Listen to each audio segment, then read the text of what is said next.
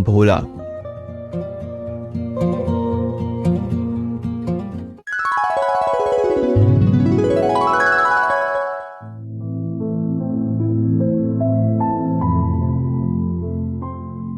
मैंने माया को पत्थर के कूजे में मक्खन रखते देखा। छाछ की खटास को दूर करने के लिए माया ने कूजे में पड़े हुए मक्खन को कुएं के साफ पानी से कई बार धोया। इस तरह मक्खन के जमा करने की कोई खास वजह थी। ऐसी बात उम्मन माया के किसी अजीज की आमद का पता देती थी। हाँ, अब मुझे याद आया। 2 दिन के बाद माया का भाई अपनी बेबा बहन से राखी बंधवाने के लिए आने वाला था। यूं तो अक्सर बहनें भाई के यहाँ जाकर उन्हें राखी बांधती हैं, मगर माया का भाई अपनी बहन और भांजे से मिलने के लिए खुद ही आ जाया करता था और राखी बंधवा लिया करता था। राखी बंधवाकर वो अपनी बेवा बहन को यही यकीन दिलाता था कि अगरचे उसका सुहाग लुट गया है, मगर जब तक उसका भाई जिंदा है उसकी रक्षा, उसकी हिफाजत की जिम्मेदारी अपने कंधों पर लेता है। नन्हे भोले ने मेरे इस ख्याल की तस्दीक कर दी। गन्ना चूसते हुए उसने कहा, बाबा परसों मामू जी आएंगे ना? मैंने अपने पोते को प्यार से गोद में उठा लिया। भोले का जिस्म बहुत ही नर्म और नाजुक था और उसकी आवाज बहुत सुरीली, जैसे कवल की पत्तियों की नजाकत और सफेदी गुलाब की सुर्खी और बुलबुल की खुश अलहानी को इकट्ठा कर दिया हो। अगरचे भोला मेरी लंबी और घनी दाढ़ी से घबराकर मुझे अपना मुंह चूमने की इजाजत ना देता था, ताहम मैंने जबरदस्ती उसके सुर्ख गालों पर प्यार की मुहर सख्त कर दी। मैंने मुस्कुराते हुए कहा, भोले तेरे मामू जी तेरे माता जी ये क्या होते हैं? भोले ने कुछ वक्त के बाद जवाब दिया, मामू जी। माया ने स्रोत पढ़ना छोड़ दिया और हंसने लगी। मैं अपनी बहू के इस तरह खुलकर हंसने पर दिल ही दिल में बहुत खुश हुआ। माया बेवा थी और समाज उसे अच्छे कपड़े पहनने और खुशी की बात में हिस्सा लेने से भी रोकता था। मैंने बारहा माया को अच्छे कपड़े पहनने, हंसने खेलने की तलकीन करते हुए समाज की परवाह न करने के लिए कहा था, मगर माया ने खुद अपने आप को समाज के रूह फरसा अहकाम के ताबे कर लिया था। उसने अपने तमाम अच्छे कपड़े और जेवरात की पिटारी एक संदूक में मुकफ्फल करके चाबी एक जोहड़ में फेंक दी थी। माया ने हंसते हुए अपना पाठ जारी रखा, हरि हर हरि हर हरि हर हरि, मेरी बार क्यों इतनी देर करी। फिर उसने अपने लाल को प्यार से बुलाते हुए कहा, भोले तुम नन्ही के क्या होते हो? भाई, भोले ने जवाब दिया। इसी तरह तेरे मामू जी मेरे भाई हैं।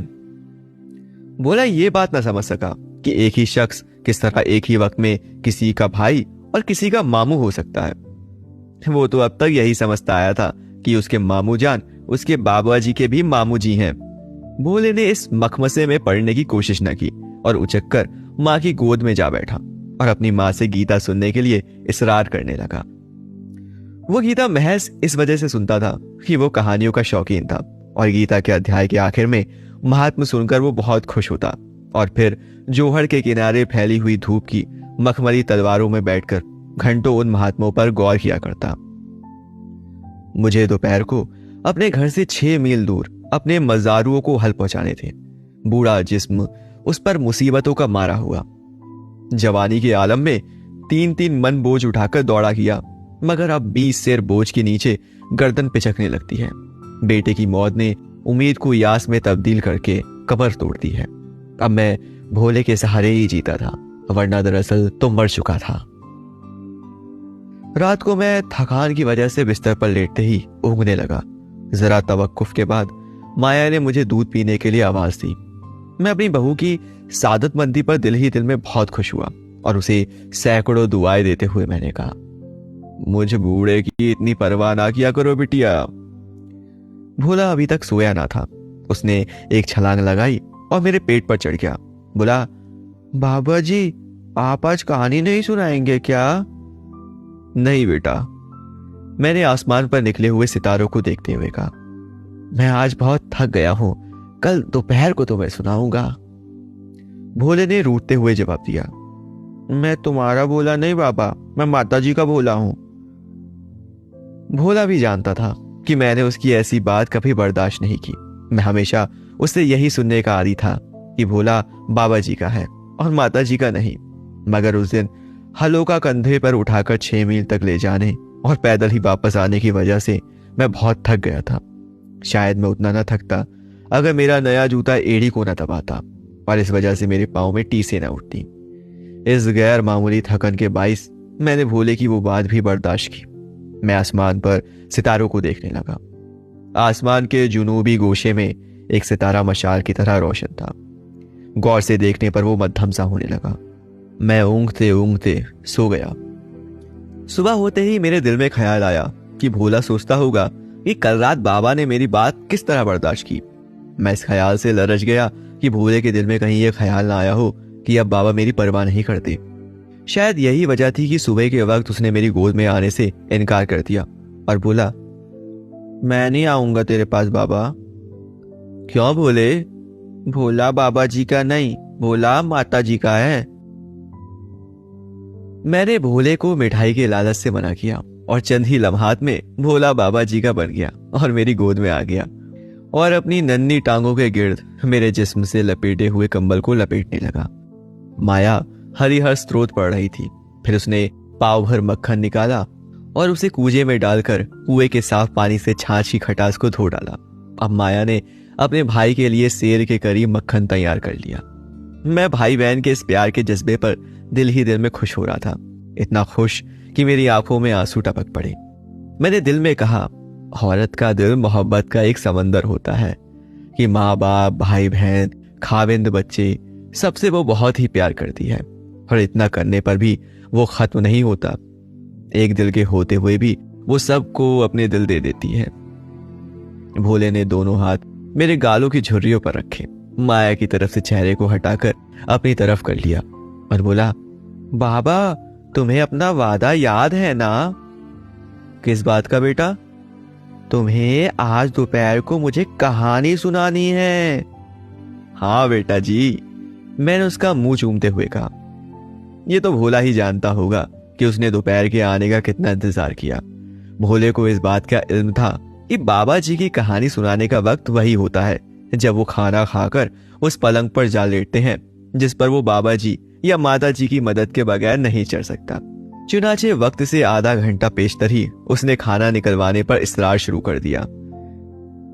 मेरे खाने के लिए नहीं, बल्कि अपनी कहानी सुनने के चाव से। मैंने मामूल से आधा घंटा पहले खाना खाया। अभी आखिरी निवाला मैंने तोड़ा ही था कि पटवारी ने दरवाजे पर दस्तक दी। उसके हाथ में एक हल्की सी जरीब थी। उसने कहा कि खानका वाले कुएं पर आपकी जमीन को नापने के लिए मुझे आज ही फुर्सत मिल सकती है, फिर नहीं। दलान की तरफ नजर दौड़ाई तो मैंने देखा भोला चारपाई के चारों तरफ घूमकर बिस्तर बिछा रहा था। बिस्तर बिछाने के बाद उसने एक बड़ा सा तकिया भी एक तरफ रख दिया और खुद पायती में पांव उड़ाकर चारपाई पर चढ़ने की कोशिश करने लगा। अगरचे भोले का मुझे इसरार से जल्द रोटी खिलाना और बिस्तर बिछाकर मेरी तवज्जो करना अपनी खुदगर्जी पर मबनी था, ताहम मेरे ख्याल में आया, आखिर माया ही का बेटा है ना, ईश्वर इसकी उम्र दराज करे। मैंने पटवारी से कहा, तुम खानका वाले कुएं को चलो, मैं तुम्हारे पीछे पीछे आ जाऊंगा। जब भोले ने देखा कि मैं बाहर जाने के लिए तैयार हूं तो उसका चेहरा इस तरह मध्यम पड़ गया जैसे गुज़िश्ता शब को आसमान के कोने में मशाल की मानित रोशन सितारा मुसलसल देखते रहने की वजह से मांद पड़ गया था। माया ने कहा, बाबा जी इतनी भी क्या जल्दी है? खानका वाला कुआं कहीं भागा तो नहीं जाता? आप कम से कम आराम तो कर लें। ओहो, मैंने जेरे लब कहा, पटवारी चला गया तो फिर ये काम एक माह से इधर ना हो सकेगा। माया खामोश हो गई। भोला मुंह बिसोरने लगा, उसकी आंखें नमनाक हो गई। उसने कहा, बाबा मेरी कहानी, मेरी कहानी। भोले मेरे बच्चे, मैंने भोले को टालते हुए कहा, दिन को कहानी सुनाने से मुसाफिर रास्ता भूल जाते हैं। रास्ता भूल जाते हैं? भोले ने सोचते हुए कहा, बाबा तुम झूठ बोलते हो, मैं बाबा जी का भोला नहीं बनता। अब जबकि मैं थका हुआ भी नहीं था और 15-20 मिनट आराम के लिए निकाल सकता था। भला भोले की इस बात को आसानी से किस तरह बर्दाश्त कर लेता। मैंने अपने शाने से चादर उतारकर चारपाई की पायती पर रखी और अपनी दबी हुई एड़ी को जूती की कैद से बामशक्कत निजात दिलाते हुए पलंग पर लेट गया। भोला फिर अपने बाबा का बन गया। लेटते हुए मैंने भोले से कहा, अब कोई मुसाफिर रास्ता खो बैठे तो उसके तुम जिम्मेदार हो।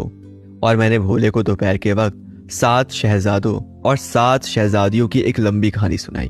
कहानी में उनकी बाहमी शादी को मैंने मामूल से ज्यादा दिलकश अंदाज में बयान किया। भोला हमेशा से उस कहानी को पसंद करता था जिसके आखिर में शहजादा और शहजादी की शादी हो जाए, मगर मैंने उस रोज भोले के मुंह पर खुशी की कोई अलामत न देखी, बल्कि वो एक अफसुर्दा सा मुंह बनाए खफीफ तौर पर कांपता रहा। इस ख्याल से कि पटवारी खानका वाले कुएं पर इंतजार करते करते थक कर अपनी हल्की हल्की झनकार पैदा करने वाली जरीब जेब में डालकर कहीं अपने गांव का रुख न कर ले, मैं जल्दी जल्दी मगर अपने नए जूते में दबती हुई एड़ी की वजह से लंगड़ाता हुआ भागा। गो माया ने जूती को सरसों का तेल लगा दिया था, ताहम वो नर्म मुतल्लक ना हुई थी। शाम को जब मैं वापस आया तो मैंने भोले को खुशी से दलान से सेहन में और सेहन से दलान में कूदते फांदते देखा। वो लकड़ी के एक डंडे को घोड़ा बनाकर उसे भगा रहा था और कह रहा था, चल मामू जी के देश रे घोड़े, मामू जी के देश, मामू जी के देश, हाँ हाँ मामू जी के देश घोड़े। जो ही मैंने दहलीज में कदम रखा, भोले ने अपना गाना खत्म कर दिया और बोला, बाबा आज मामू जी आएंगे ना? फिर क्या होगा बोले? मैंने पूछा। मामू जी अगन बोट लाएंगे, मामू जी कल्लू लाएंगे, मामू जी के सर पर मक्की के भुट्टों का ढेर होगा ना बाबा।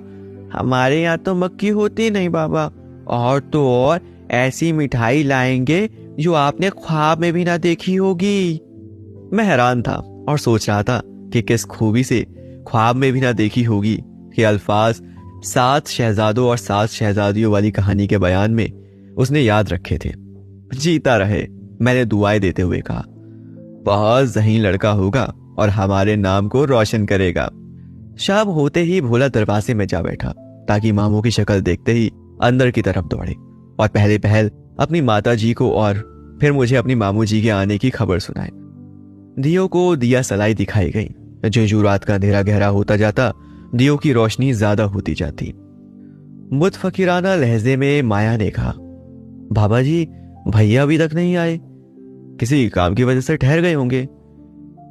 मुमकिन है कोई जरूरी काम आ पड़ा हो, राखी के रुपए डाक में भेज देंगे। मगर राखी? हाँ राखी की कहो, उन्हें अब तक तो आ जाना चाहिए था। मैंने भोले को जबरदस्ती दरवाजे की दहलीज पर से उठाया। भोले ने अपनी माता से भी ज्यादा मुतफकिराना लहजे में कहा, माता जी मामू जी क्यों नहीं आए? माया ने भोले को गोद में उठाते हुए और प्यार करते हुए कहा, शायद सुबह को आ जाए तेरे मामू जी मेरे भोले। फिर भोले ने अपने नर्मो नाजुक बाजुओं को अपनी माँ के गले में डालते हुए कहा, मेरे मामू जी तुम्हारे क्या होते हैं जो तुम नन्ही के हो, भाई तुम जानो। तो दोस्तों बस इतनी सी थी ये कहानी। आपको ये कहानी कैसी लगी मुझे कमेंट करके बताएं। अच्छी लगी हो तो दोस्तों के साथ शेयर करें और हमारे पॉडकास्ट को फॉलो करना ना भूलें और अपने पॉडकास्टिंग प्लेटफॉर्म पर इसे रेटिंग जरूर कर दें, जिससे मुझे पता लग सके कि कितने लोगों को ये पॉडकास्ट पसंद आ रहा है। मैं आपका कहानी वाला लड़का मिलता हूँ आपको अगले हफ्ते किसी और नई कहानी के साथ। तब तक के लिए अलविदा।